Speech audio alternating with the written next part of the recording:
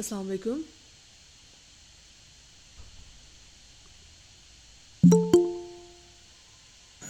जी वालेकुम सलाम. I Walaikum think, Salam. Maaz, we should start our session.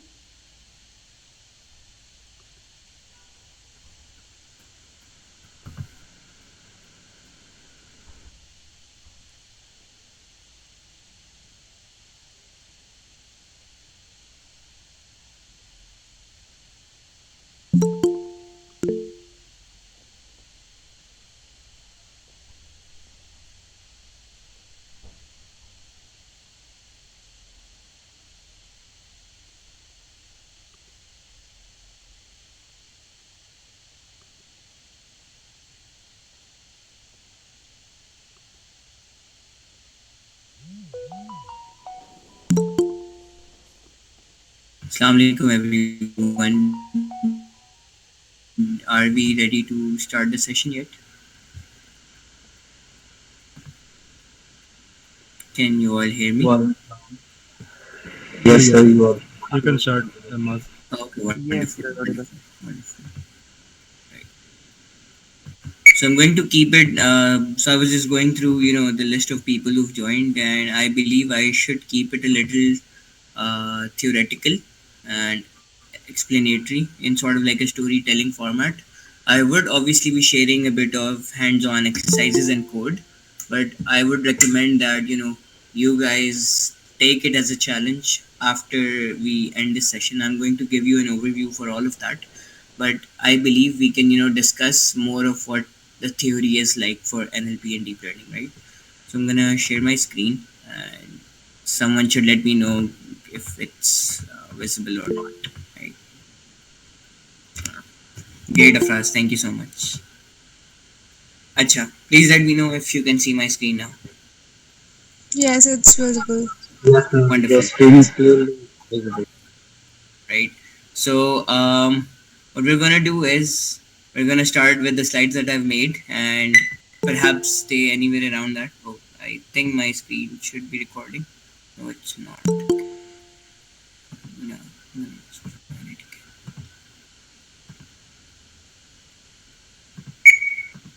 Right. So, Assalamu alaikum everyone. My name is Maaz Ali Nadeem. I will be taking this session on deep learning, NLP, and TensorFlow. Personally, I am the co-founder and CEO of Vector, and I'm about to graduate from a bachelor's degree in artificial intelligence, and I have co-authored a couple of papers in NLP to be specific. So I can share the link to those papers if you ever want to read them. Um, for the contents, let's find out. Firstly, let me know if there's people who can not understand Urdu or Ali. Could you tell me what preference of languages so we can shift accordingly? Easy. English would be good. All right, preferable. ठीक है. Sounds good. Sounds good. Right. So imagine. Firstly, I would like to give credit to Code Basics. It's a YouTube channel that teaches amazing. Oh, I believe my screen recordings have a certain time. Ali, are you also recording? Let me start recording. Sure, sure, sure, sure, sure. Let me know when done and then we'll start.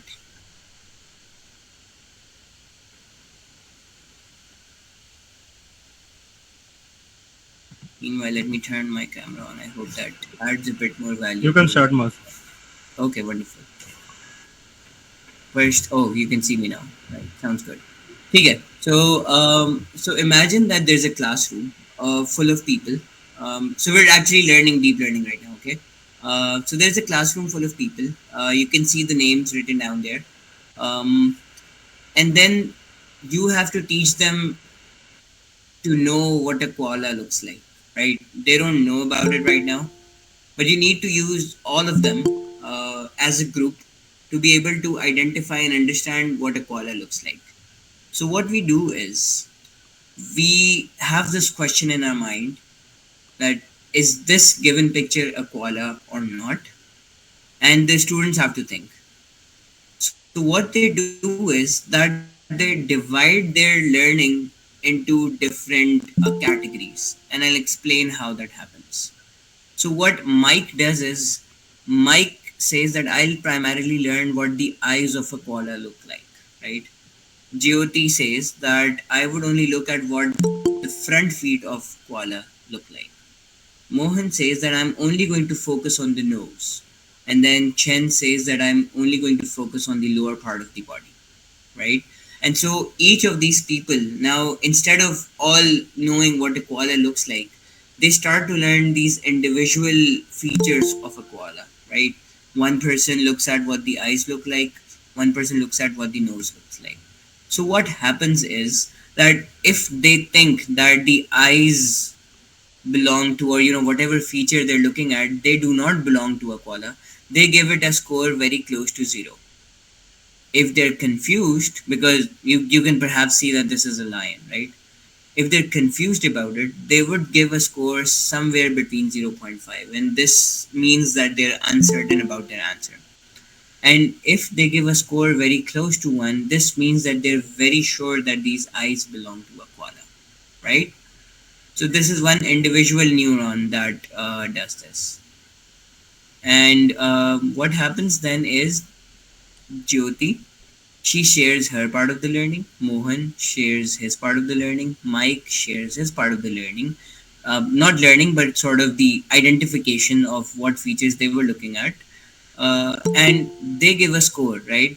So when they're given this image, Mike says that it is 0.03% of the score that I would say that this is a koala, right? Which means that this is not a koala, right? The score is so minimal because on this particular scale, 0 to 1, we knew that if a value is very close to 0, it means it's a no, right?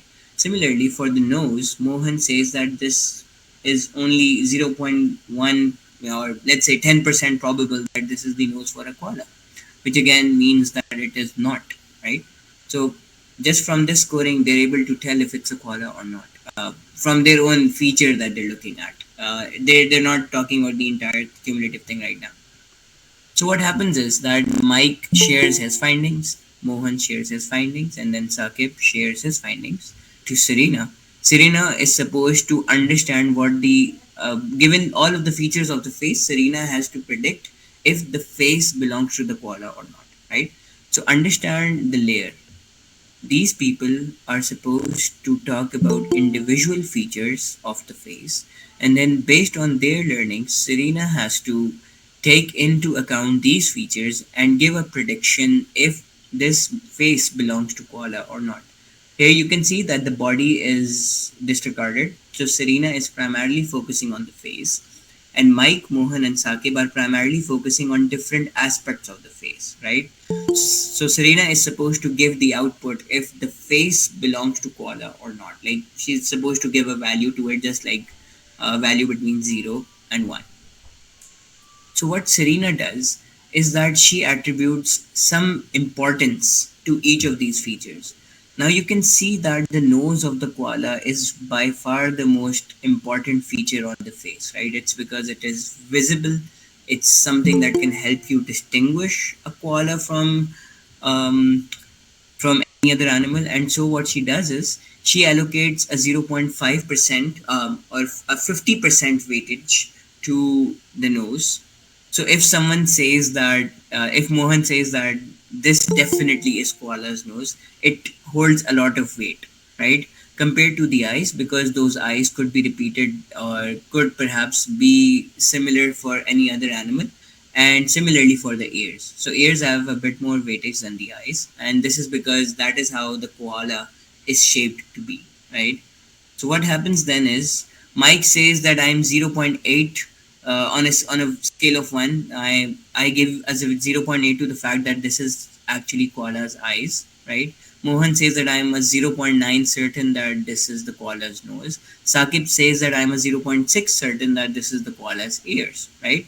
So what we do is we take those values, eyes 0 0.8 multiplied by the weightage of eyes plus 0 0.9, which is the value for nose, multiplied by the weightage of nose, 0 0.5, and then similarly for ears. So we add all of these and we get a total value of 0.79 for the fact that this particular face belongs to a koala or not, right? So what happens is that with the 0.79 value, Serena is now certain that this is over. I think there's something in the chart. Yes, Hassan, I believe there will be. Right. So what happens here is that Serena is able to tell with her calculation that this indeed is probably a koala, right? Similarly, when you look at the input of a lion, these are the values that we get. And when Serena gets these values and puts her formula with these values, she gets a 0.15 score on a scale of 1. And this is where she classifies that this image does not belong to a koala, right?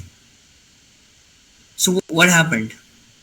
There was Serena, who was primarily focusing on predicting the face, but there needs to be someone else who is able to predict about the body, right? So there's Nidhi with her own set of people, Jyoti and Chan, and they are primarily focusing on predicting if the lower body belongs to the koala or not, right? So here we had individual face features being cumulatively predicted by Serena, and then now we have individual lower body features being individually predicted and then cumulated by Nidhi. And then what we're going to do is Serena and Nidhi are going to cumulate their understanding to give the final answer if this is a koala or not. So there's a new guy, Sergey, who only interacts with Serena and Nidhi, and he also has his own formula where he gives 60% weightage to the face, of course, because koalas have a very distinguishable face compared to the body, so the body is not as important, and hence it has a 40% weightage as compared to a 60% for the face. And he takes in their calculations and gives the final prediction. Uh, have you guys been following me up till now? Please tell me so I can proceed. Anyone who can give me a yes or a thumbs up or anything. Yes. Okay, wonderful, wonderful, wonderful. Yeah, sounds good, perfect. Right. So far you've understood what layers of learnings have been, right? So there were individual people learning the features of a face, and there were individual people learning the features of the lower body, and then there were two more people in the next layer who were learning about the face and about the lower body. And then there's a third layer who's cumulatively learning about the entire animal, whoever's image is being given inside. So what happens is that they take in all of these learning features from this input image, and Sergey makes the final call based on his calculations. So what we're taking as an example is that this is the first time that they've seen a koala, and assumingly Mike, Mohan, Shakib, Jyoti, Chan, they all make a mistake in saying that this is not a koala, right? So they're not actually giving it high scores, they're gonna give it really low scores. So when Serena and Nidhi make their calculations, they pass on really small scores to Sergey, right? And when Sergey makes his final calculation, he says that this is not a koala, right? And then Sergey goes to his supervisor who knows the right answer, right? Sergey goes and says, "Hey supervisor, this is not a koala," right? So the supervisor tells him that he's wrong and his entire team was wrong because it actually is a koala. So what Sergey does is Sergey goes back and tells all of these people that their assumptions were wrong. So the next time that they get an input, they would fix their assumptions, and eventually this would be a feedback process that the supervisor would keep giving to Sergey, and Sergey would give it to Serena and Nidhi, and then Serena and Nidhi would be giving that feedback to their own set of people who they are connected to, right? And those people would learn. Since those people would learn better, Serena and Nidhi would learn better. And then when Serena and Nidhi learn better, Sergey would be able to make the correct final call. So when they get different images of koalas, they would fix their learning over time, perhaps after seeing 100 images or 50 images or 10 images. And after a certain amount of images, they'd be very close to how a human does it, right? Someone who actually knows about koalas would be able to very easily distinguish between them, and they would also learn to be the same. So this is primarily what deep learning looks like, right? So if I am to show you an example, oh, okay, sorry, let's go back and talk a bit more about it. So Sergey told Serena and Nidhi that they were wrong, and then Serena and Nidhi told the other people that they were wrong, right? And can you now relate this little diagram to what I just showed you? Can anyone explain to me what this diagram is? Anyone? Sure, Mark. The inputs like the features of the koala that were given to different people, they are, the X1 and the X2 and the weightage that they assign like 0. 0.1 to from 0 to 1. These are called the weights. And the people that they were deciding that these pictures belong to the koala or not, they are, the second layer in input, and the final decision is the output layer. Right. So I'm gonna really quickly copy paste what we saw, and I'm going to relate to how it was. Right. So I'm just gonna copy it here, and we can see a really small example of what. So one part of it of yours was right, and the other part was a little out of. You were close, but not exactly right in that part. I'll explain why. So when we look at, okay, let me also just take the weights so we are able to identify what we mean by that, right? So let me just copy that, and we can relate to it in a much better way. Scroll down. Yeah.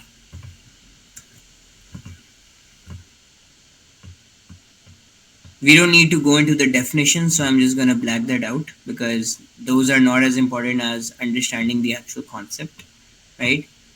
So here if you see, so these three guys happen to be this X1, right? So that was correct. And these two guys happen to be X2, right? And then these two guys happen to be this hidden layer. But this X2 is not connected with this with Serena over here. So X2 is not supposed to have a link over here in the scenario of this example, right? And this guy, Sergey over here, is this guy who attributes and aggregates the findings of these two people, right? However, the way The output of the previous layer is the input to the next layer. That's what you are yes, saying. correct. Similarly, the weights that we were talking about. So the value that Mike gives is here, right? But the weight assigned to Mike's value, which is 0.2, is this, right? So Mike's value comes from here. It gets multiplied to this weight, and that is then summed with all of these other weights that we saw, and this is the answer that Serena gets. And then from here we get the answer to Nidhi, right? And then Nidhi and Serena have their own set of weights, which Sergey had a zero point 0.6 for the face and 0.4 for the legs, and he makes his own aggregation, right? So this is what exactly a neural network is.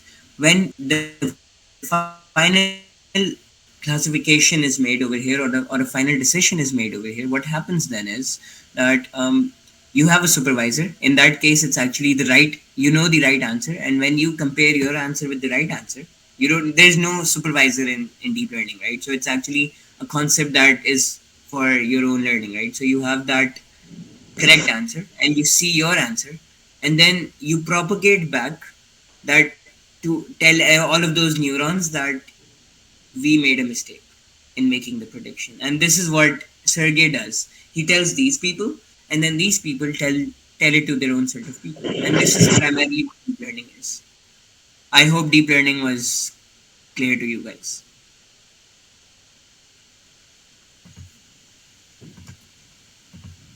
Were you guys able to follow me? Just drop in a quick yes. If okay, Can you please explain, uh, can you please explain this Jamal, back propagation? please. Sorry, sorry. Can you please explain this back propagation again? Like why Sure, we sure, just sure. why is what was the name of the person who was at the end?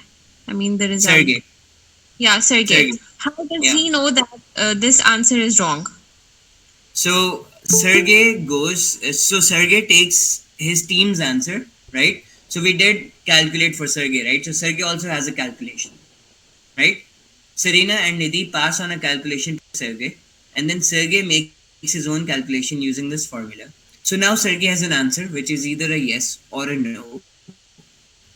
And when Sergey has the answer, in our case, we're assuming that it's a no, he goes to the supervisor who knows the correct answer, right? The supervisor tells Sergey if he was right or if he was wrong. And then, based on what the supervisor tells Sergey, let's say that Sergey said no, but supervisor said yes, it's a koala. Sergey would go back to his team, which is right here, and he would tell his team that, guys, you made a mistake. This is a koala, right? This could perhaps be because maybe Serena was giving the wrong weightage to things, right? So Serena could be at fault, or Nidhi could be at fault. But Serena and Nidhi also need to consult the people behind them that maybe the way they gave the scores was at fault, right? So it's about what weightages you give to what thing. Perhaps you don't need to look at the body at all, right? So it varies in every case, right? It varies in, when you're distinguishing between a lion and a koala, right? So when you're looking at a lion, actually, if I am to give you this example, the one where we had a lion, let me give that example. So his body is literally not something that you should even look at because it's all about the face, right? So we should literally not have any score for the face, right? We should, sorry, for the body, right? So we should give the body like a 0.1 and the face like a 0.9. That's because if you look at the lion's face, you don't need to look at its body, right? And you should be able to click from there that, this is a lion. But for some other cases that I'll show you in my slides ahead, you would need to really go into the nitty gritties of things. And when you have deep neural networks that look into the nitty gritties of things, that's where back propagation really comes in a lot of handy. I hope that clears the question a little. But you said that in neural networks we are not going to have any supervisor. So how are we going to know that this is the right thing or not? Like I'm actually confused in this thing that we don't have a supervisor in the actual neural networks. So can you please Yeah. explain that? Yeah. So basically, for the sake of this example, we showed that the supervisor was a separate entity, right? So it's a separate person in this example. In the actual neural network, you just know the right answer, right? So the only thing that Sergey needed the supervisor for was about knowing the right answer. So when you have a training data set, you already know the training output, right? You know the correct output for it. So what you do is you pass the features through the data set, you pass that image, but you also know the right answer to the image. But you're just not showing it to your network until it brings this final output that it's not a koala, right? And then the neural network is supposed to look into the actual answer, the ground truth answer, and its own prediction, and then back propagate itself. So basically, Sergey would have a sheet where it would be written that it was actually a koala. There would be no separate entity or another neural network that's called a supervisor. I hope Okay, I that got it. clears the point. Yeah, I got it. Yeah. Actually, the thing I was that think we are actually finding out the features that are going to predict the actual outcome. So this was the case.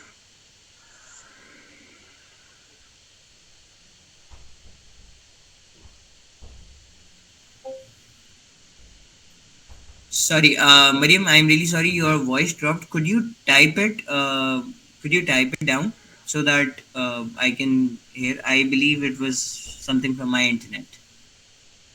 Yes, I was saying that we were actually trying to find out the accurate features that were in the data set that are going to predict the that result.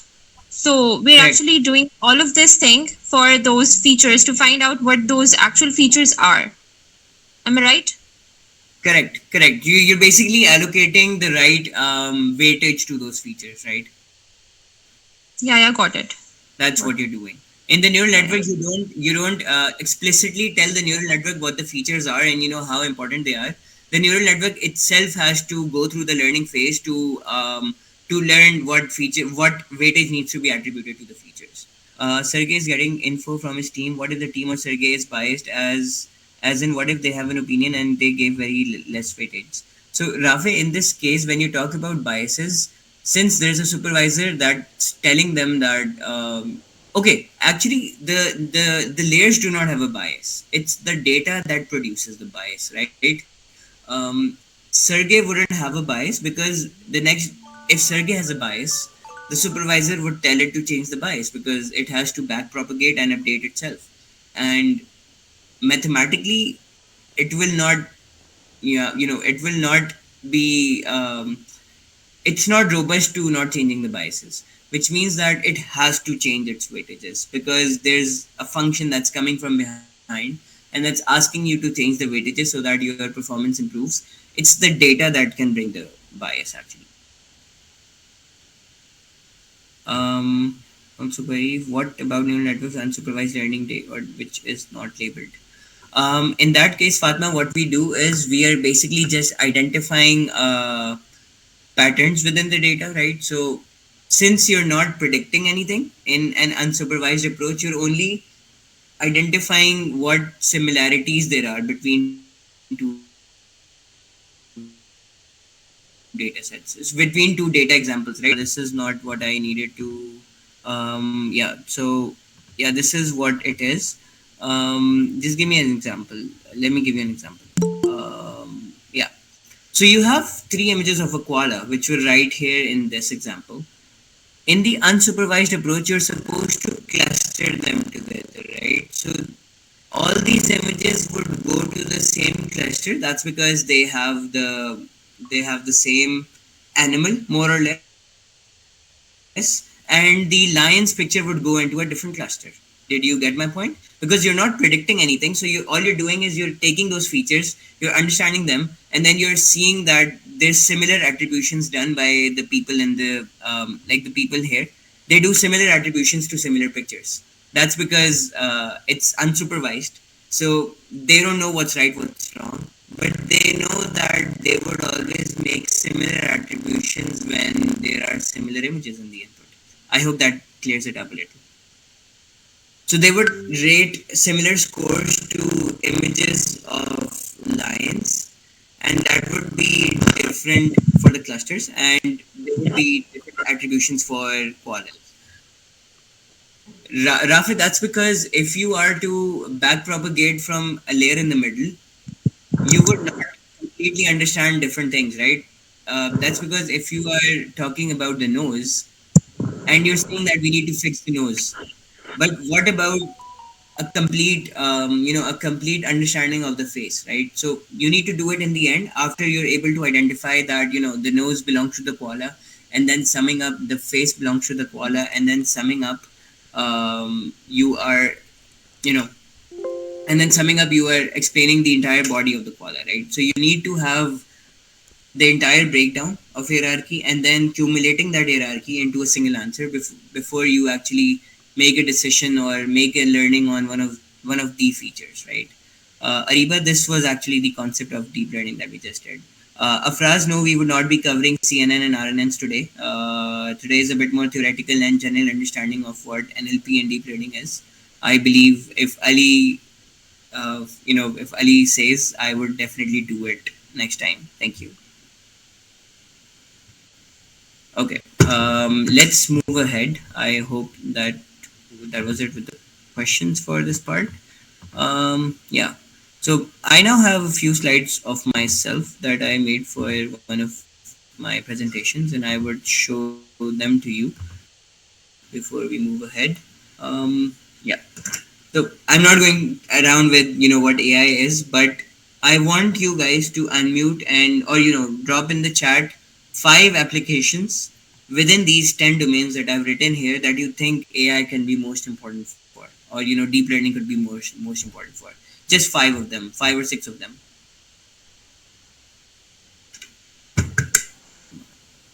Okay. I mean, Rafe, anything within search algo, any examples? I would love examples in this case. Guys, I would love examples rather than domains. Yeah, I think information retrieval, if I haven't written it here, yeah, that's a good answer. Rafi, can you tell me classification of what? Perhaps give me an example of any classification that you think is a real life example. Sentiment analysis works. Thank you. Google Assistant, fair, fair, fair, fair.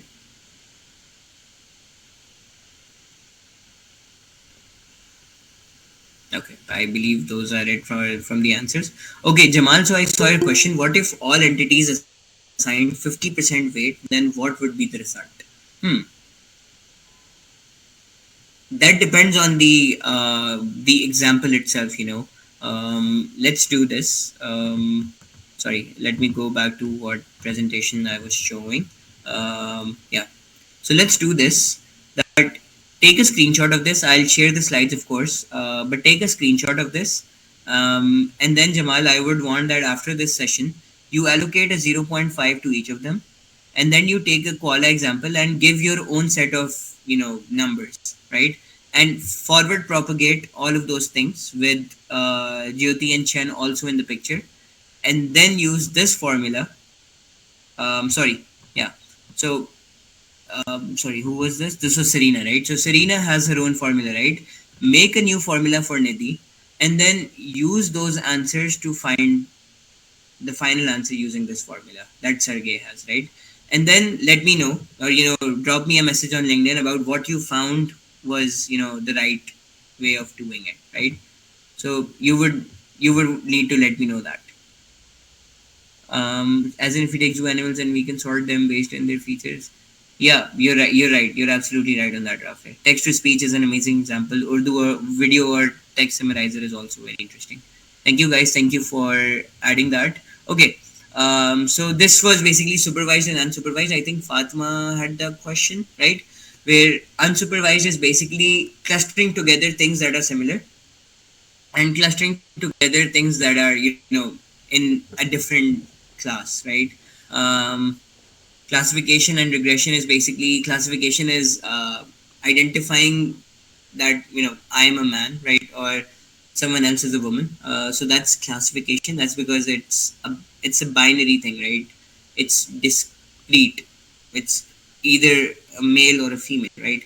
And when it's regression, it's about predicting the age, predicting the height. That's more of a continuous value, where I could be 21.6 years old, or I could be 23.8 years old, and someone else could be, which basically means that we're taking into account months and days as well. Just like that, heights are something that are not 1 or 0 or 3 or 4. They can be up to any decimal point, so they are a regression problem, right? um, we just saw what deep learning was, so I'll skip that. So what basic machine learning does is that it just finds out some rules within the data. So I have a very small example of a data set that has two metrics, attendance and your midterm marks, to identify if you would pass or fail, right? So what a decision tree would do is that it would see that all of these people who are failing have an attendance below 70, below 80, right? So if one person has an attendance of 78, the other person has an attendance of 65. But there's also another person who has an attendance of 81 but has still failed, right? So what he does is he then sees why this person has failed. And then he looks at the second part, which is the midterm marks, and he's able to tell that, oh, because his marks are below 60, it's probable that he has failed. So now there's a rule, right? So first you're looking at attendance, and you're saying that if you have an attendance that is below 80, you're bound to fail. But then if you have an attendance that is above 80, but if you have midterm marks that are below 60, you're bound to fail. So given that learning in the decision tree, what you do is you look at this guy who has an attendance that is above 80, So you would look at the second metric, and then you would say, oh, this guy has the midterm marks to be 60, right? So he would probably pass. But if this guy had a if this guy had a 59, he would have failed. It says pass, so I'm just gonna write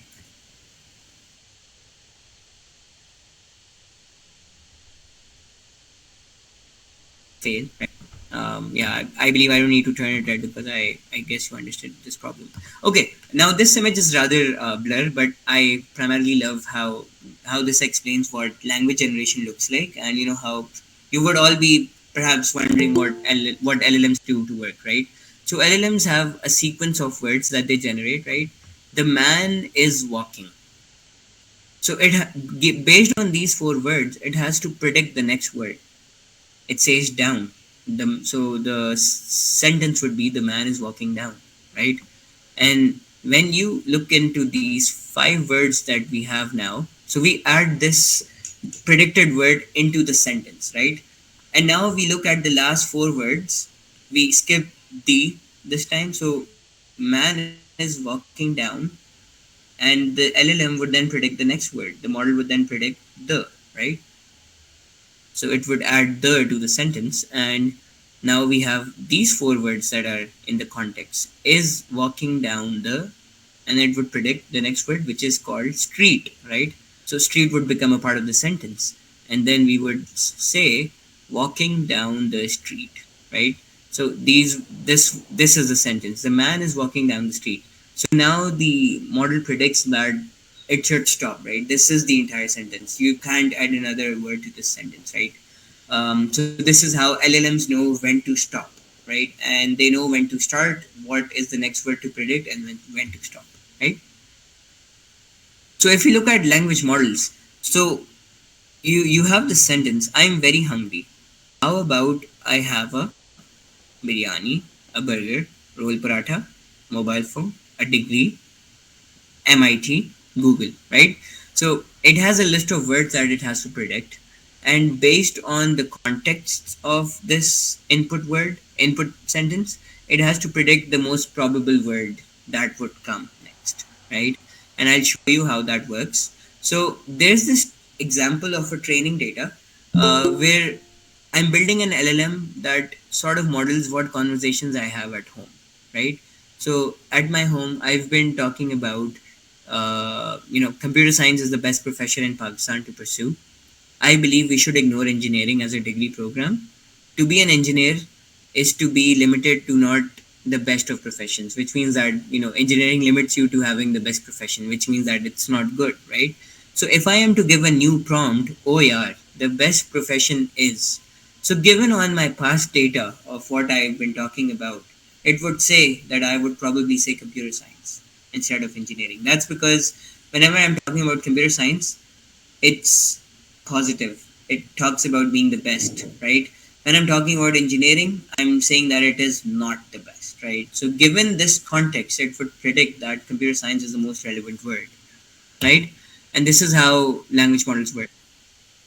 So large language models actually have training data sources from Wikipedia and PyLCC. Wikipedia, we all know about Wikipedia. PyLCC is sort of like a collection of all of the data on the internet. Not all, but a lot of data scraped from the internet.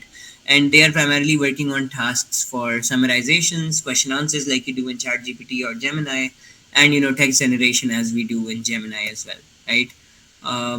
So reinforcement learning is also another concept within language models. So the prompt is that a dog is, and the language model says it's a furry animal. So there's a person who is sitting there who would tell the LLM that this was wrong. So it would say that the correct answer would be that a dog is a man's best friend, right? And the model would learn from the human feedback and fix itself, just like we were talking about the supervisor concept. In large language models, there is a supervisor concept. It's not there in the normal deep learning models, but it's there in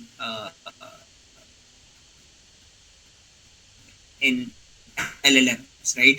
And so this next time the model would know that it has to generate something like a man's best friend when it looks at a prompt that's dog, right?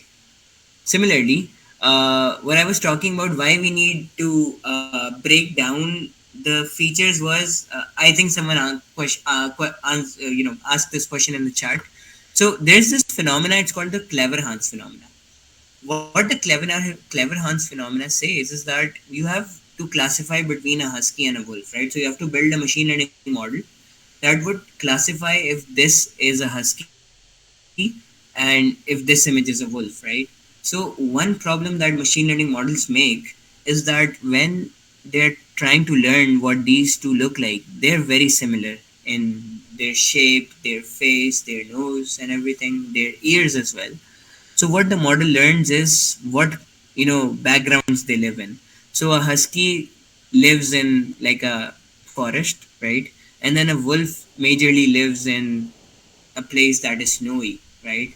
So whenever it would see grass in an image, it would say that it belongs to husky, and when it sees snow in the image, it would say that it's a wolf. But this could be wrong, because sometimes you could see a husky's picture in the snow or a wolf's picture in grass, right? So this is a phenomena that has been very actively researched and something that deep learning models do come across as a problem. Now I want you all to sort of help me classify the sentiment of this sentence, and then help me classify the emotion of this sentence, and then help me classify if this sentence is hate speech or not. Please send in the chat. I need answers for all three. Tell me what the sentiment of this particular sentence is, and then this, and then this one. So, just send in 3 messages. For each of these sentences, what do you think is the emotion or the sentiment, or if it's a hate speech or not? Anyone who's willing to take a guess?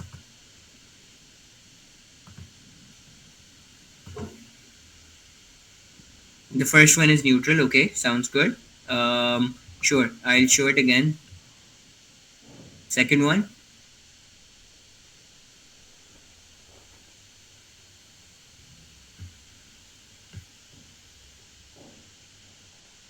Rafe, this is debatable, of course, in a persona context, but I'm talking about what a machine learning model would perhaps be, right? A lot of things are very subjective in nature, but when you're talking about a machine learning model, it has to give a yes or a no. Second one is positive. Okay. Okay, second is negative. Someone said positive and then someone said negative, right? Next. Can anyone tell me about the last one?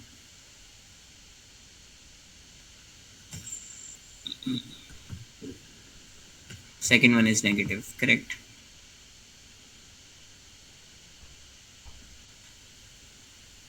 Third is negative. Perfect, right. So what a machine learning model does is it looks at the entire sentence, but what it then does is it attributes the sentiment to each of those hotspot words within the sentence. So when we look at great, it gives it a green. That's because it's something positive. But then when it looks at problematic, it gives it a red. And you're right, this is more of a neutral sentence, or it could pivot a little towards positive. That's because they're talking about food being great, but they're talking about a downfall with it, which is not as negative as the food being great, right? When we classify the emotion for the second one, the wow has to be, it has to be actually green, right? That's because wows are usually positive, not negative. But when you look at the entire context of how irresponsible you are, irresponsible is something that really negates the wow being positive and makes the sentence become negative, right? Similarly, in the last sentence, what happens is that this superior being annotation to can't live with us is something that makes it pivot towards negative. And this is why this is a negative sentence. These are some examples of what deep learning can do. This is a real time object detection. I From the day one of ML study jams, I saw it being applied to GTA Vice City video. So I thought I'd apply it to one of our own videos from my office, right? Similarly, This is something that deep learning can do and generative AI can do. This is one of our own products. It's called VFit. It was made by Vector, and here you give your own image and you choose a T-shirt that you want to try on yourself, and then it would, make that happen just like that, right? It would also regenerate parts of your body that you cannot see in your original image. This is me wearing a hoodie and trying on T-shirts, right? So it's all virtual, right? And you can perhaps make virtual photo shoots out of it, or you could perhaps. So this is actually made with TensorFlow and TensorFlow JavaScript, right? TFJS. So what it does is you stand in front of the webcam, and it's able to identify your arm lengths, your leg lengths, your height, your waist, and it's one of the most researched, not as researched, but something that has a lot of value in real world, right? And this is again another application of.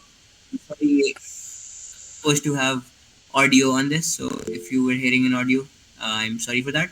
Okay, I'll just close the audio and show you what the video looks like. Okay, let's do that. So yeah, this is another application of a real-time deep learning model that is primarily focusing on how your body is moving and it's overlaying clothes on your body, right? So this is what deep learning really has the potential to do. This was from my current presentation. I'm going to hop back to my old presentation and I'm going to talk a little bit about NLP more, right?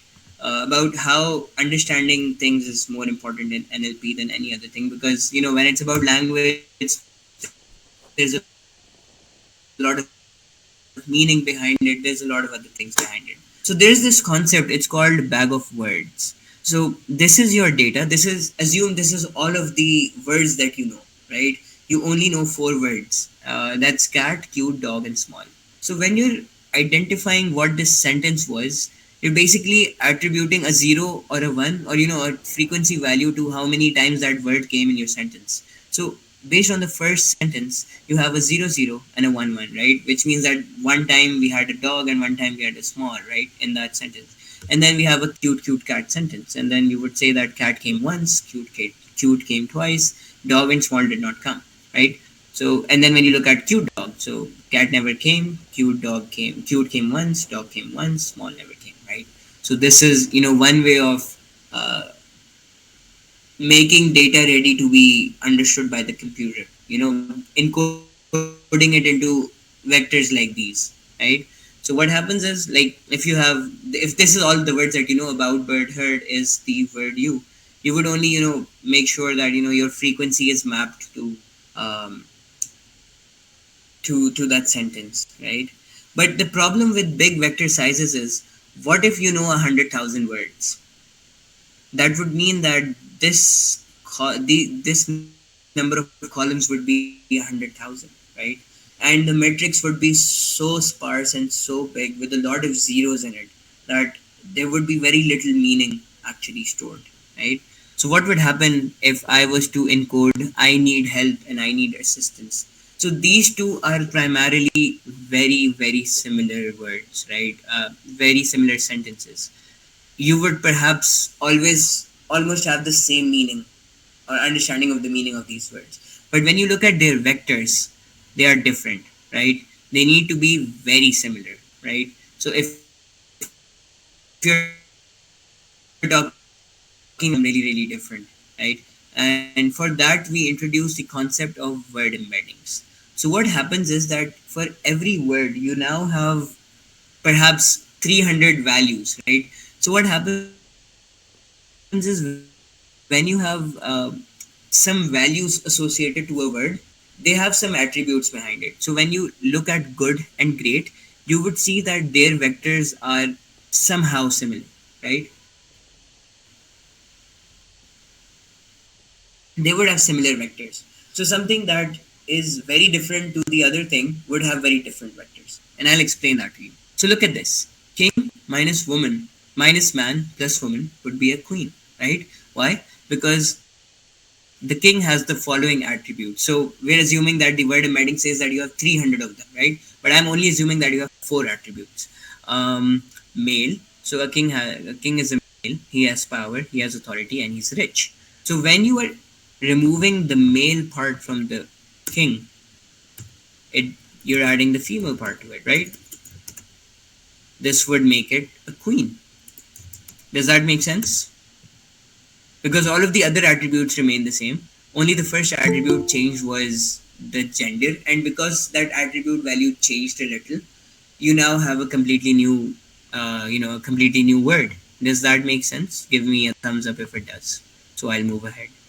And because I have a quick quiz with you after that. Okay, sounds good. Wonderful, wonderful, wonderful. Right. So this is the concept that word embeddings do. Right. So now there is more understanding to the word. So I have a question now. Let's solve this with me, please. Let's go for this. Oh, I'm sorry. So if I was to remove Washington DC from the if anyone could write it in the chat or unmute themselves. So what I'm doing is I'm removing Washington DC from the US and I'm adding Islamabad. So what would that be? Pakistan. Perfect. Absolutely. So this is Pakistan, right? Correct. Because US has the attribute of having Washington DC as the capital. It also has an attribute of being a country, right? It also has some other attributes of being one of the biggest countries in the world or most populous countries in the world. And then when you remove Washington DC from it and you add Islamabad to it, Islamabad comes with its own set of attributes, right?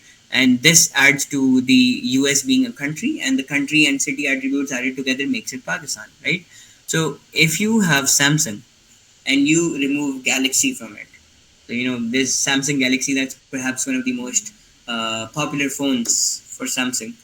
If you were to remove Galaxy from it and add iPhone, what would that become? Apple. Perfect. That would become Apple. Correct. So if you were to talk about LLMs, and from the LLM space you would remove ChatGPT and then add Google, that would become Gemini Bard. Perfect. Awesome. Awesome. That would become Gem. Right. So this is how computers now understand wordings. It's much better than actually just saying that, oh, so in this sentence bird came 5 times and heard never came and is never came, because there's no meaning in it, right? They don't know the meaning of the word bird now, and word embeddings actually make it better because there's context and attributes involved to it, and this is how NLP is growing, and this is why LLMs work much better now.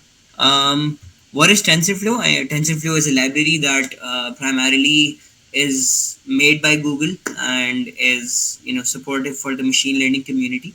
So TensorFlow actually comes from the word tensor, and tensor itself is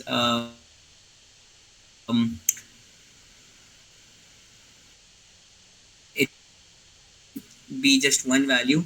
One rank tensor or a vector would be a list of values, and then there would be a matrix. All of these are actually tensors in their own.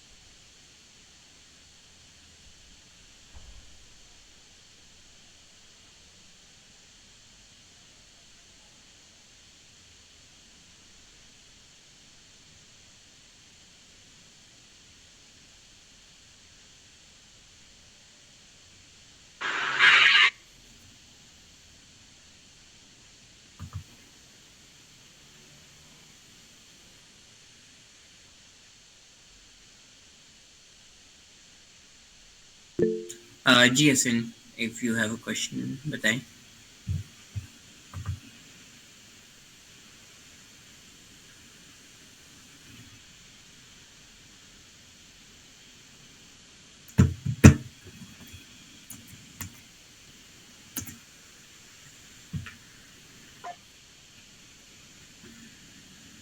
All right.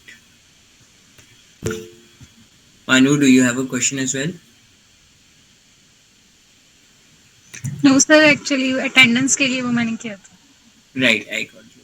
Ali, are we taking attendance here?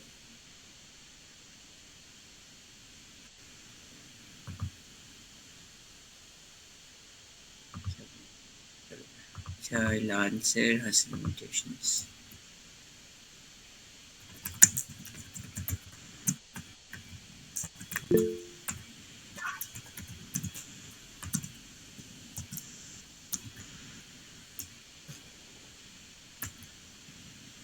Hassan.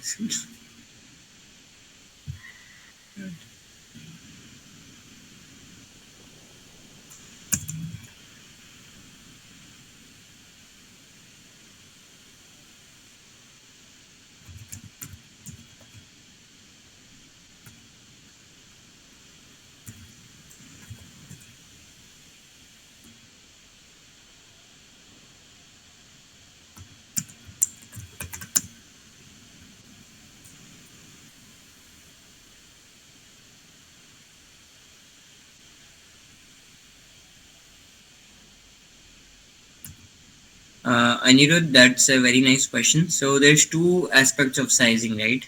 So the first aspect is knowing what the person's body size is, and we have done that estimation. As far as the trying on the right size, trying on a medium or trying on a small is concerned, we did work on it and we did reach somewhere, but again it comes with a lot of problems. That's because it sees a static image of a t-shirt, and when you're asking it to stretch it or condense it, it sort of messes the pattern on the t-shirt or the color of the t-shirt. I don't know why that's the case, because we need to engage a bit more in the research side of it, why that model is doing what it's doing.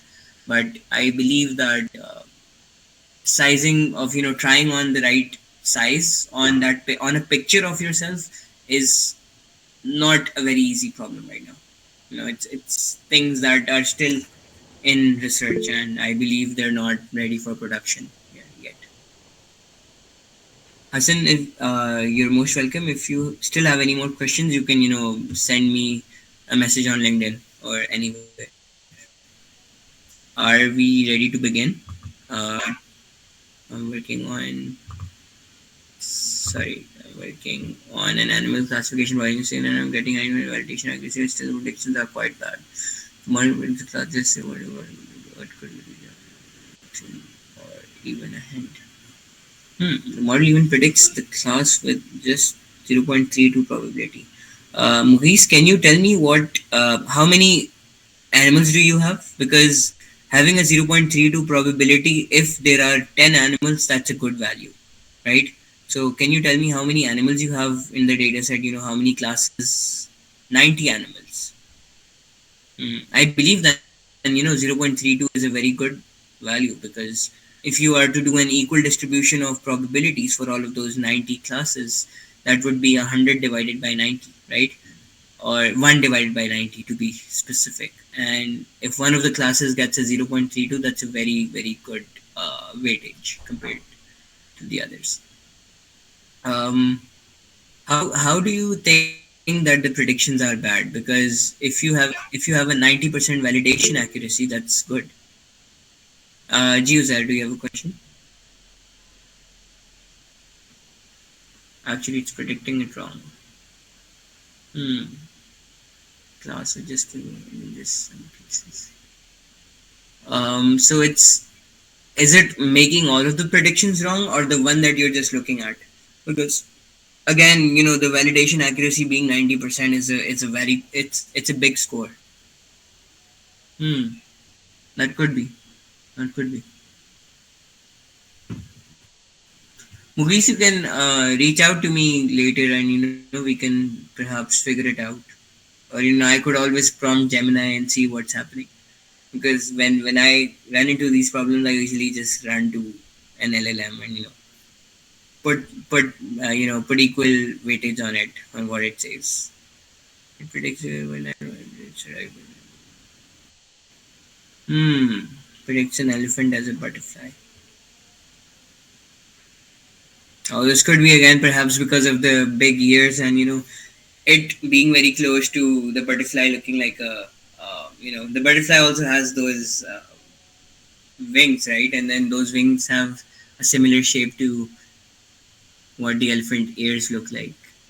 You should, yeah, either it could be imbalanced or you should augment it, right? Augmenting means that you should, flip or rotate the images. You should add different, let's just say, apply some filters to it and add more data to it.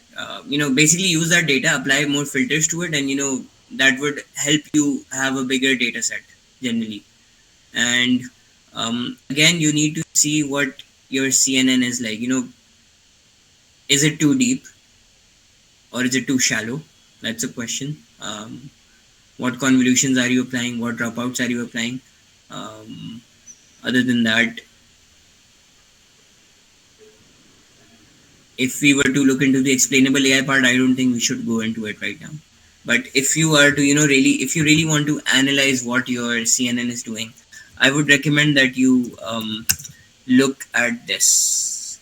It's an explainable AI technique, occlusion. It's a little technically challenging to apply sometimes, but it's by far one of the best best XAI techniques that I've seen for images. So I really like it personally. Okay, guys, let's begin. So we can wrap this up. I'll be sharing my screen is already sharing. Yes. So I'm now heading to the coding exercises, and I've already made the notebooks. So I'll just give you an overlook of what the notebooks look like, and I'm gonna hand them over to you. And I want you guys to prompt ChatGPT, Gemini, read whatever resources you can find, and spend this weekend mastering this, right? So when I'm looking at what TensorFlow is like, the only optimizing machine learning for being trained on GPUs and for having optimized mathematical operations. Because like we saw in the example in the very beginning, there's a lot of multiplications that are happening, right? And that was a very simple example. When you're looking at bigger examples that are solving bigger problems, like the virtual try-on that I showed you, it calls for a lot of math, right? So when you're looking at the basics of tensors, you can make a constant tensor. This is where you do not get to change the data in the tensor, but you just get to play with it, right? So you make a constant tensor with a tf.constant function, and the tensor I've made here is actually a scalar value, so it's just one value. However, I can define its shape, and I can define what data type I want it to be, because let me just run it, and let me just make it int 8. It could perhaps be int 8. Oh, I believe that's not, it doesn't let me do an int 8. Let's do an int 32. Oh, it doesn't let me do an int 32 as well. Let's do float. Okay, there was already float. Let's do float 64. Yeah, that works, right? So we have a float 64 option, right? And then what you can do is you can make another tensor. Now this is not a single value, it's sort of like a matrix because it has two dimensions. One is two rows and then you have three columns. This is another way of making a tensor. But here is where you've typed things yourself, right? So I typed that 1, 2, 3, 4, 5, 6. What if you need a tensor where you need all ones? So what you can do is there's this function that's called tf.ones, and you just identify the size or dimension of the matrix that you want. So it would generate a 3 by 3 matrix full of ones. Similarly, if you wanted all zeros, you would just do tensor tf dot zeros and it would make them all zeros. And if you want an identity matrix, because when you're applying linear algebra in deep learning, you do need identity matrix at times, right? So there's a function that's called tf.I, and you just give it the dimension. You don't need to give both dimensions because an identity matrix is a square matrix. So all you need to do is give it one dimension, and it would apply it to both dimensions, right? 5 by 5. It would always be like a whatever number you give, it's going to be a square dimension of that number, right? There's also normal distribution that you can make in your tensor. So when you're usually initiating weights, what you do is you do a random normal distribution. Similarly to what we saw in the beginning, for the koala classification, we saw that there were some weights assigned to it, right? Which were right here. So in the beginning, you do not need to assign weights that are meaningful. You assign weights that are just normally distributed and they're extremely random. So this is how you do that. You make all those random weights. You identify what shape you want, and you need to have a mean of 0 and a standard error of 1, and it would do a normal distribution of weights. And then you can use these weights, send them into a neural network, and it would then learn and optimize the weights itself, right? Similarly, if you want a uniform value between 1 and 0 and 1, you just identify that I want three values, and they should be between 0 and 1, and then they have to be uniformly distributed, right? With that, we can also set a range for the list that we're making, right? So it's called tf.range. You give it the starting value, you give it the limit, the ending value, and then you give it the delta, right? Delta is like the steps that you want to take. So you start from 0, plus 2 is 2, plus 2 is 4, plus 2 is 6, plus 2 is 8, and then the limit is actually not included inside, right? Apart from that, you could also cast the data. Sorry, is there a question? Yes, guys, I will be sharing these notebooks, so you don't need to worry about it because there will be a little, something for you to explore within it, right? So I'm going to share sir these मेरा ये notebooks. Both of them. Question था कि जी जी अस्सलाम वालेकुम sir वालेकुम सलाम। जी मेरा ये क्वेश्चन था कि अगर ये लिमिट हमें 10 दी हुई है तो हमारे पास आउटपुट में 8 क्यों आ रहा है 8 के बाद 2 ऐड होगा तो 10 नहीं आएगा आउटपुट मैंने उसमें ये बोला कि the limit is not included, right? So the last value would not be included. If I would say कि ये 11 हो जाए, एक second. If I was to say कि limit हो जाए 11, then I would expect 10 to be there, right? Now 10 is there. Okay. So the limit that you ji, ji. give, that value is not included. उससे पहले Sure. Thank you so much. That's it. No worries. Acha. So now when you see that X had a particular data type which was which was an int 32, right? In this case, what you want is you want to typecast it into a float 64, right? So what you're seeing here is that there's no decimal point to it because it's integer. Integers do not have decimal points. So I want these values to have decimal points, and for that I'm typecasting them into a float. So after that, I get them in with decimal points, right? So this is where I can have any decimal multiplication with it, and it would not be primarily an integer. As far as math operations are concerned, you define two constant lists, right? 1, 2, 3, 9, 8, 7, right? When you add them, the value should be 10, right? So there's two ways of adding them. One way is tf.add and just give both lists to it, or you could just write x plus y. Similarly for subtract, it's either tf.subtract or you could just write x minus 5. When you want to do element-wise division, like 1 divided by 9, 2 divided by 8, 3 divided by 7, you primarily do the same. When you want to do element-wise multiplication, which means 1 times 9, 2 times 8, 3 times 7, it's also the same.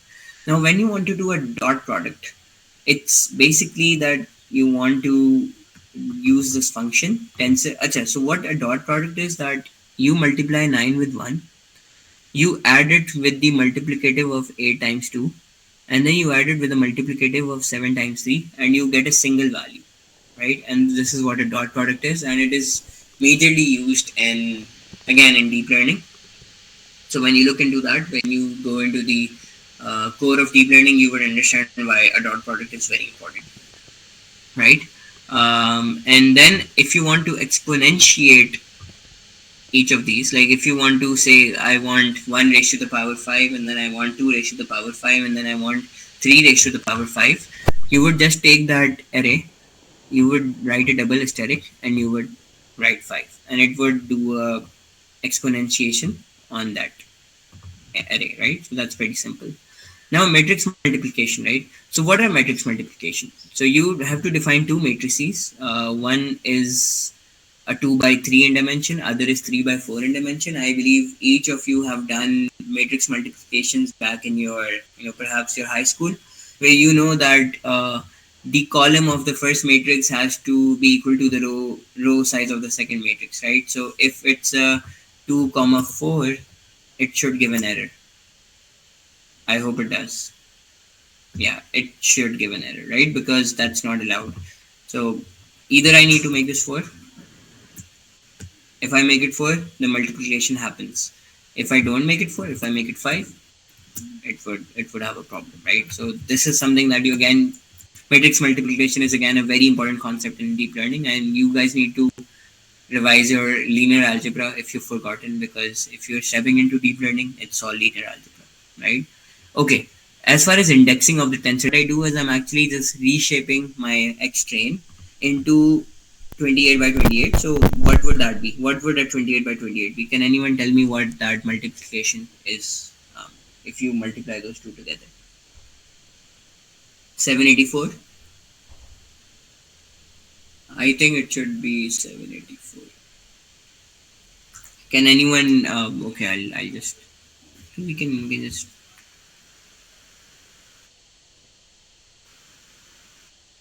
Would okay 5. Yeah, it's 784. Okay, cool. Right.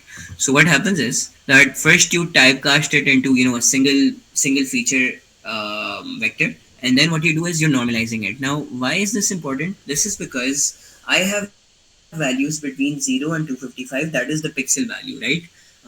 What I want to do is that I want to normalize it so that it's always between 0 and 1, so that a value having 255 and another value having 100 is not, overweighted because it has a bigger value. So when it has a value between 0 and 1, those weights are fairly smaller, right? And I have a task about it for you guys that's added in the end. So what we do is we make a basic model. We know that our input size is 28 by 28.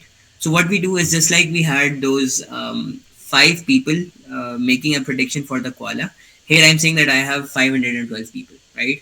And in the next process, I have 256 people. And then in the last process, because there's 10 digits from 0 to 9, there are 10 people in the end who say that, okay, is this a 0, is this a 1, is this a 2? Every one of those people is individually delegated to choose one category, right? So one person has to say if it's a 0 or not. Then the other person has to say how probable is it to have a 1. Then the other person has to say how probable is it to have a 2, right? And what does that mean? That means that you have to predict that which of those letters is most probable, right? So this is how we do it. This is just another way of making a sequential model, and it's, these are simultaneous, so you could use either of these. Okay, so this is a sequential API. What a sequential API is, it's a sequence, and there's another API which is called the functional API. What functional API allows you to do is you choose what happens in the next layer. So someone in this meeting did say that the input of this layer goes into the input as the output of this layer goes as the input of the next layer, right? And in sequential process, it's predefined that that would happen. But in a functional API that is offered by Keras, which is again a high level library from TensorFlow, you choose what happens. So there's inputs, you define that there's an input, and then you make a new layer, and you define that the input has to be linked with this new layer. I could perhaps not use that, right? And it would be fine. or I could perhaps use this input somewhere near the outputs as well, right? I could do that.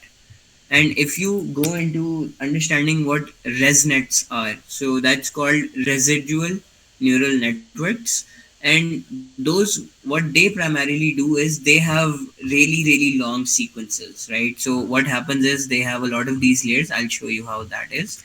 They have like a lot of these layers, and what they do is they take one of this X1 and they skip it down and bring it here, right? And it's extremely flexible. Anything can relate to anything.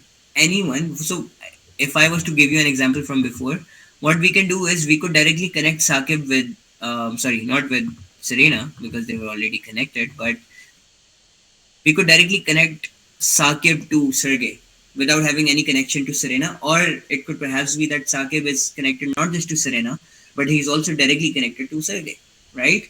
And this is what a functional API allows you to do, and it's, that's why it's beautiful.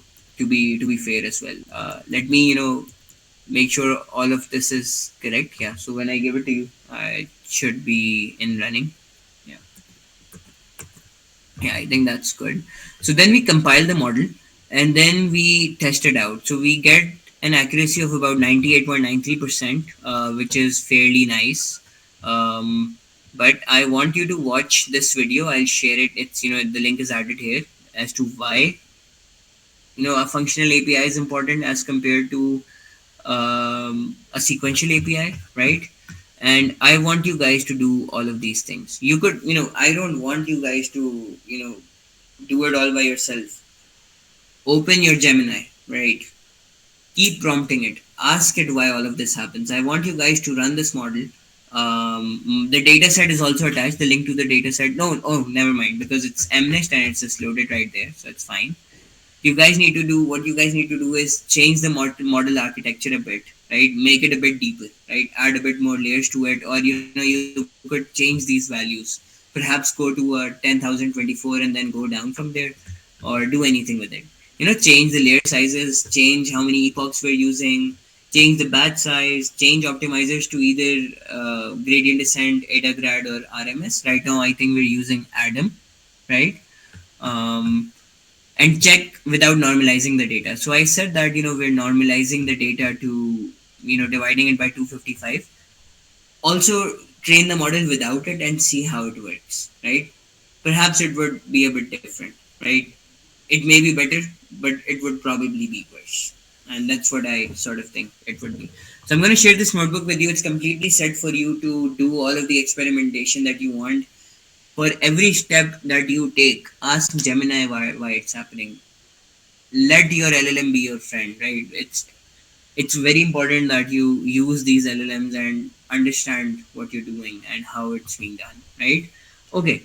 The next thing that I have is email classification. Now, this is again something that I was saying that it's not a good way of doing it. So I've attached the link to the dataset. You can just download it from there. Meanwhile, what we have is we have about 5,000 emails. Yeah, we have 5,172 emails, and we have 3,000 of the most common occurring words in all emails, and we see how many times that word occurs in a particular email, right? And on that basis, we predict if that email is a spam or not, right? It's either a 0 or a 1, right? So what we see is that we have 1,500 of emails that are spam and 3,672 emails that are not spam. Okay. So what I do is I want to see what are the most common words that are coming in spam and what are the most common words that come in emails that are not spam. So I break that down a little, I add that up and I make a plot. If I was to do it with raw data, again, it's not right. This is not the best way of doing it, but we're doing it just for the sake of understanding how we can be better, right? So this is not the right way to do it. You should have been using a word embedding, or you could perhaps use a word embedding later. But for now, what we're doing is we're just assuming that this is the case. And this is a very sparse sort of a matrix as well, right? So what we see is that the words that you see over here, if I am to zoom this a lot, uh, these words are E, T, A, O, I. E, T, A, O, N. they're meaningless, right? The most common occurring words are either, one letter words or two letter words or things that do not have a meaning. So it doesn't really help you identify if this word is a scam or not based on this understanding. So what I do is I've written a code that removes all of the stop words. So stop words are those words that do not add meaning to a sentence. Let's say this is a sentence. I like eggs because they are yummy, right? So in this entire thing, I is meaningless, they is meaningless, are is also meaningless. Like eggs because yummy. So these are basically the keywords that help us identify the sentiment of this sentence, right? It's a positive sentence, right? It's talking about you liking eggs and you're being positive about it. So if I was to add all of those words back, it would still have the same meaning. So removing those words did not have any problem with us not understanding the meaning. So that's what I do. I take all of the stop words that there are in English that do not add any meaning, and I also remove any word that is either one letter or two letters, right? So after the cleansing, we remove about 2,500 of those words. And now what you can see is that if you plot it now, you see that the most common word that comes in spam emails is com. Now this could be a .com, right? And when there's a spam email, they are obviously asking you to click a link that would perhaps lead to a phishing attempt or whatever. And this is where you see that it now makes sense. It now makes a lot of sense that .com is, or com is by far the most important word that we're seeing in spam emails. And similarly, com is not as common or the most important word in non-spam emails, right? So this now makes sense. So what we do is we primarily apply the same understanding of a neural network over here. We have a clean data set and we convert it into train test splitting. We make a sequential model. We compile it with binary cross entropy. Binary because we only have two answers, spam or not spam, right? And the cross entropy is sort of like a loss function that identifies how bad the model is performing over time and how good it's getting. So you always need to reduce your loss and improve your accuracy. Okay. So you evaluate the model and you plot it out. So what happens is that you see that over the epochs, the accuracy starts to increase until it reaches a final accuracy on the test set to be 97%. What you can see is that the model's accuracy has slowly increased. Right? Sorry, there's a question.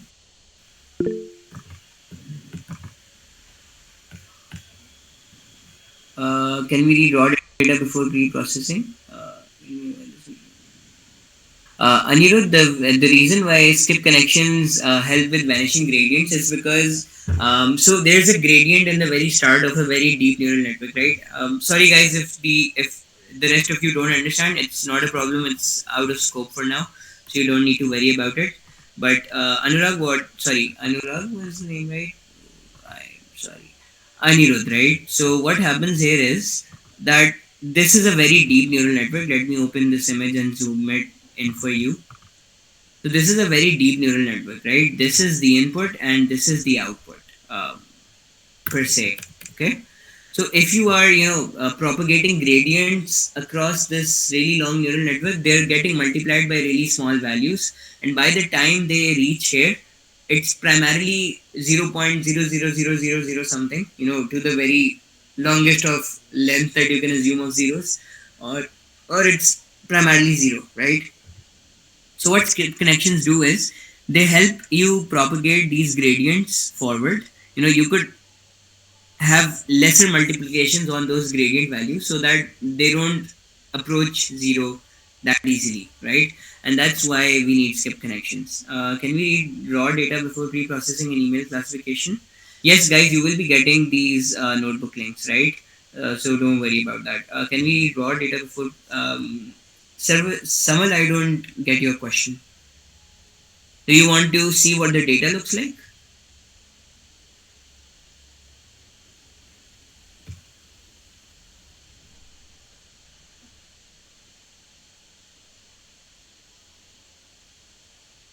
Afraz, I think your answer is brilliant. Wonderful. Okay, someone I think is not responding right now. Okay, guys. So what we see is that over time, your training accuracy has improved. Obviously, your validation accuracy has improved, and you need to minimize your loss, right? So in the start, your loss is bigger because you do not know how to classify something. But as you go across the epochs, you need to start getting a lower loss, and this is what's seen in this model, right? So what I want you guys to do now is that I'm going to share these notebooks with you, and you guys need to spend an hour, a couple of hours, 3 hours, 2 hours, whatever you like, and I want you guys to go through them in detail. I'm going to share my slides with you too, so you guys can perhaps get back in action with it. And I would still recommend my favorite YouTube playlists are the ones I've attached here below. So there's this intro to TensorFlow, which and has a lot of reading in it. But if you want to go to YouTube channels to understand machine learning and deep learning, Code Basics and 3 Blue 1 Brown are my absolute go-to. And this is all from my end. Please do connect with me on LinkedIn and Instagram. Just write my name and you'll see me there. And let's connect. I'm looking forward to hearing from what you guys do and how you guys play with the notebooks that I send you over. And I believe that's it from my end. If you guys have any questions, let's take it in the next 5 minutes and then we can wrap up the meeting. Thank you, Anurag. That means a lot. Thank you so much.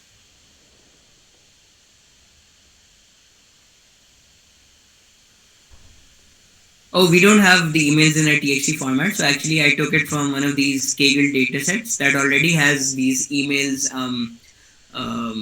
In the matter that I showed you, right? So they already had it like this. That's why. But you can obviously there's a lot of other data sets that you can look into, and I can share links as well if you ever want. For any of those things, because I can like share links with you that just reach out to me on LinkedIn. I can send you like a message, and you could. I'll connect you with all of these YouTube videos that are actually solving that word embedding problem, and it would be amazing for you um, to learn. Yeah, sure, Bushra. I'm sure the team would be able to share that as well. Thank you, guys. Please do connect with me on LinkedIn. Thank you, Afraz. Means a lot. Thank you, Maha. That means a lot. And I hope that you guys step into AI as one of the best in the game, and I look forward to seeing you guys. Thank you. Thank you, Mariam. Thank you so much. TensorFlow guys, are we good to go?